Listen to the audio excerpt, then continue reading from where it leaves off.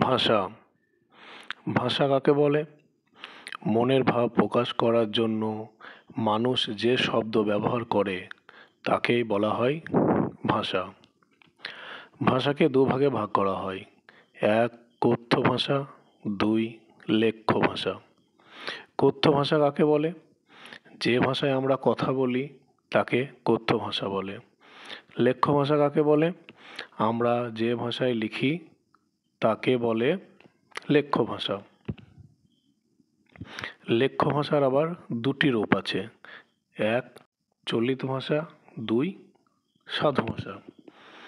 চলিত ভাষার একটা উদাহরণ হলো, কোলের ছেলেটি সদর দরজায় দাঁড়িয়ে দাঁড়িয়ে সারাদিন ধরে দেখছে ভারে ভারে সগাত চলছে, সারে সারে দাস দাসী, থালাগুলি রং বেরঙের রুমালে ঢাকা।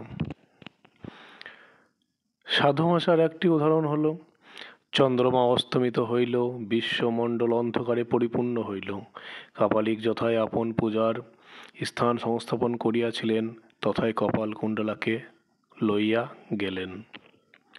মাতৃভাষা। মাতৃভাষা কাকে বলে?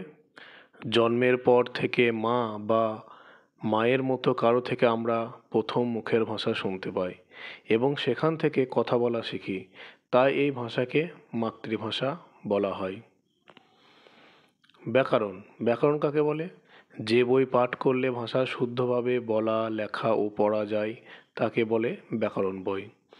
বাংলা ব্যাকরণ কাকে বলে?